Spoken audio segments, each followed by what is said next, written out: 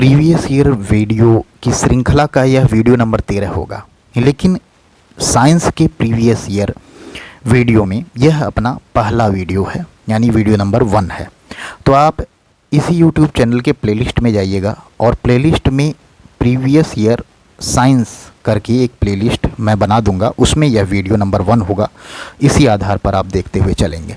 तो चलिए प्रश्नों की तरफ चलते हैं। भौतिक विज्ञान फिजिक्स के टॉपिक हैं मात्रक, मापन, विभिन्न मापक यंत्र और भौतिक राशियाँ।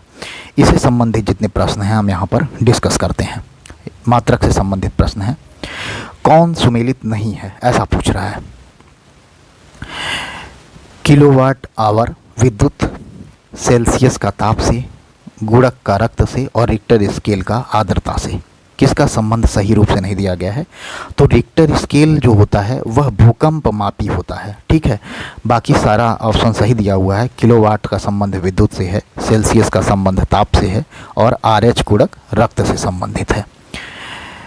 प्रश्न संख्या 2 पूछ रहा है कि वायुमंडलीय आर्द्रता मापन के लिए कौन सा यंत्र प्रयोग किया जाता है। तो हाइग्रोमीटर वायुमंडलीय आर्द्रता के लिए प्रयोग किया जाता है। और ऑप्शन में दिया हुआ है कि हाइग्रोमीटर का प्रयोग वायुमंडलीय आर्द्रता मापने के लिए, बैरोमीटर का प्रयोग वायुमंडलीय दाब मापी होता है यह, एनीमोमीटर का प्रयोग वायु वेग मापी होता है और थर्मोमीटर का प्रयोग ताप मापने के लिए यानी तापमापी होता है थर्मोमीटर। एक विशेष प्रकार का निर्द्रव्य वायु दाब मापी यंत्र क्या कहलाता है। तो वह एनीमोमीटर है, ठीक है। वायु दाब मापी यंत्र क्या होता है, एनीमोमीटर, ठीक है। APO के एग्जाम में पूछा गया है। बाकी जो 4 ऑप्शन दिए हुए हैं उन्हें हम विस्तार रूप से देख लेते हैं। एनीमोमीटर, इस यंत्र के द्वारा वायु की दिशा व गति ज्ञात की जाती है। अल्टीमीटर, इस यंत्र के द्वारा समुद्र तल से विमान की ऊंचाई मापी जाती है। क्रोनोमीटर, इसका प्रयोग पानी के जहाज में सही समय ज्ञात करने के लिए किया जाता है। और यहाँ पर ऑप्शन 4 जो है इसे बोलते हैं सेक्सटेंट, ठीक है।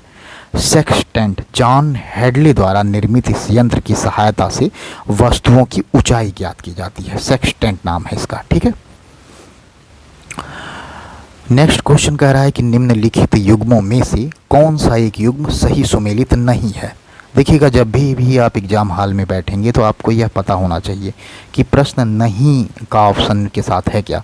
अगर नहीं के ऑप्शन के साथ है तो आप उसी हिसाब से उत्तर दीजिएगा।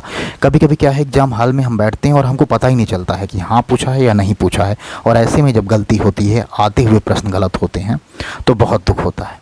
तो यहाँ पर नहीं पूछ रहा है। दबाव का मात्रक पास्कल है, बिल्कुल सही है। लेंस की क्षमता डायोप्टर से मापी जाती है, सही है। ऊष्मा जूल, सही है। रेडियो एक्टिव पदार्थ की सक्रियता क्यूरी है, नहीं, क्यूरी नहीं है रेडियो एक्टिव पदार्थ की सक्रियता, ठीक है। रेडियो एक्टिव पदार्थ की सक्रियता बैकुरल द्वारा मापी जाती है, ठीक है, बैकुरल के द्वारा मापी जाती है। तो यहाँ पर ऑप्शन में भी यही दिया हुआ है कि बैकुरल के द्वारा रेडियो एक्टिव पदार्थ की सक्रियता मापी जाती है। सूची 1 का सूची 2 से मिलान करना है यहाँ पर, ठीक है, और सही उत्तर चयन करना है। यहाँ पर पूछ रहा है, यहाँ पर भौतिक राशि दिया हुआ है और उसकी इकाई दिया हुआ है। तो सीधा सीधा मिला लेते हैं कि दाब का किसके साथ, पास्कल के साथ इसका संबंध होगा। चलिए ऐसे नहीं, ऐसा मान लीजिए कि हमको बिल्कुल नहीं आ रहा है यह प्रश्न, तो उसको हम कैसे उसके आधार पर अपने एलिमिनेशन मेथड के आधार पर इसे हम सॉल्व कर पाएंगे, इसे हम यहाँ पर देख लेते हैं। चलिए मान लेते हैं यह प्रश्न हमें बिल्कुल भी नहीं आ रहा है, इसे हम कैसे सॉल्व करके दिखाते हैं हम आपको। देखिए, अगर आपको पता होगा कि बल का मात्रक क्या है, बस इतना याद होगा कि बल का मात्रक न्यूटन होता है, ठीक है। यानी बी का ऑप्शन नंबर 1 के साथ मिलान हो रहा है। अब यहाँ पर देखेंगे कि ऑप्शन नंबर ए, बी में क्या है, 2 दिया हुआ है तो गलत हो गया। ऑप्शन नंबर बी भी गलत हो गया। ऑप्शन नंबर सी और डी में से कोई एक सही होगा, ठीक है। अब आप देखेंगे जहाँ प्रश्न में 25% का चांस था, वहीं आपने उस चांस को बढ़ा करके 50% कर लिया, ठीक है, एक ही ऑप्शन आने से। और एलिमिनेशन मेथड ऐसे ही काम करता है। दूसरा, अगर आपको यह याद हो जाए कि दाब का पास्कल है, यानी ए का संबंध तीसरे से है, जैसे ही आपको यह पता चलता है कि ए का संबंध तीसरे से है तो आप इन दोनों के आधार पर ऑप्शन नंबर डी आंसर मार सकते हैं, ठीक है। ऑप्शन नंबर डी यहाँ पर देख लीजिएगा। तो एलिमिनेशन मेथड बहुत काम का होता है, आप इसे ज़रूर यूज कीजिएगा जब भी ऐसा मिलान वाला प्रश्न आएगा। यहाँ पर सही उत्तर देख लेते हैं कि दाब का इकाई जिससे संबंधित है एसआई मात्रक पास्कल है, बल का न्यूटन है, तापक्रम का केल्विन है, ऊर्जा का जूल है। ठीक है। नेक्स्ट प्रश्न पूछ रहा है कि रिंगल मेन स्केल का प्रयोग निम्नलिखित की घनत्व के मापन में होता है। रिंगल मेन स्केल का प्रयोग क्यों किया जाता है? तो धुआं के मापन के लिए किया जाता है। ठीक है, धुआं मापन के लिए रिंगल मेन स्केल का प्रयोग किया जाता है। धुआं का घनत्व मापते हैं इससे। ठीक है, इसके आविष्कार फ्रांस के कृषि वैज्ञानिक मैक्सिमिलियन रिंगलमेन ने किया था। ध्वनि की तीव्रता मापक इकाई क्या है? डेसिबल है। यहाँ पर यह एक एडिशनल जानकारी दे दी गई है। नेक्स्ट क्वेश्चन कह रहा है कि निम्नलिखित में से रेडियो सक्रियता का मात्रक कौन सा है? 2 बार पीछे पूछा गया यह प्रश्न है, फिर से पूछ सकता है। तो रेडियो सक्रियता का मात्रक क्या है? क्या पूछ रहा है? रेडियो सक्रियता का मात्रक नहीं है, ऐसा पूछ रहा है। ठीक है, देखिए जब भी आपको नहीं प्रश्न में आ जाएगा ना तो आप कंफ्यूज जरूर होंगे, और एग्ज़ाम हॉल में तो डैम श्योर हो जाते ही हैं। तो यहाँ पर देखिए हम हो जा रहे थे। तो अगर नहीं पूछ रहा है तो रेडियो सक्रियता संबंध बैकुरल का है, रदरफोर्ड का है, क्यूरी का है, लेकिन आइंस्टीन का कोई मतलब नहीं है इनसे।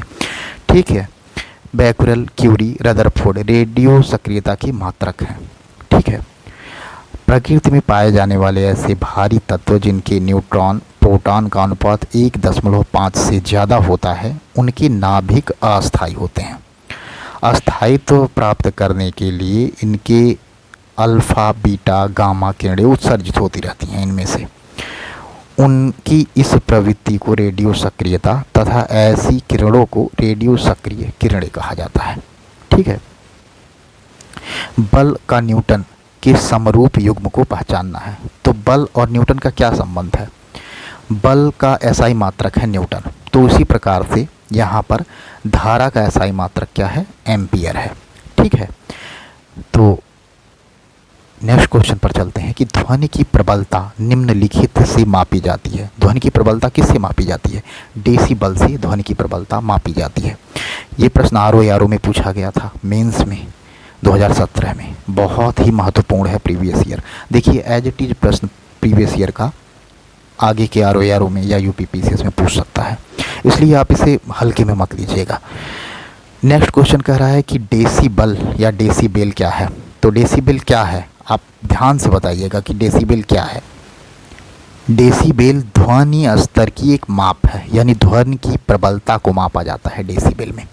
ठीक है, तो अभी के लिए इतना ही। नेक्स्ट वीडियो भी थोड़ी देर में फिर अपलोड हो जाएगा साइंस का, और हिस्ट्री का प्लेलिस्ट अगर आप देख रहे हैं तो वहाँ 12 वीडियो अपलोड हो चुका है, और धीरे धीरे वीडियो की संख्या बढ़ रही है। तो आप लगातार इस चैनल से तैयारी करते रहिए। अभी शॉर्ट ट्रिक के वीडियोज़ और करंट अफेयर के वीडियोज़ हम लेकर के आएंगे, और जितने भी इम्पॉर्टेंट टॉपिक हैं, जैसे उन टॉपिक की शॉर्ट ट्रिक को या फिर हम कैसे याद कर पाएंगे उसको भी हम यहीं पर डिस्कस करेंगे। हमने पहले यह सोच रखा है कि 10 दिनों के अंतराल में यह प्रीवियस ईयर में जितने भी प्रश्न आए हुए हैं आरओ के, उन्हें हम समाप्त कर लें। उसके बाद से फिर ट्रिक के वीडियोज़ और करंट अफेयर के वीडियोज़ बचेंगे। बाकी आपकी तैयारी कैसी चल रही है आप कमेंट बॉक्स में ज़रूर बताइएगा। आशा करते हैं यह वीडियो आपके काम आ रहा होगा। नमस्कार, आपका दिन शुभ हो।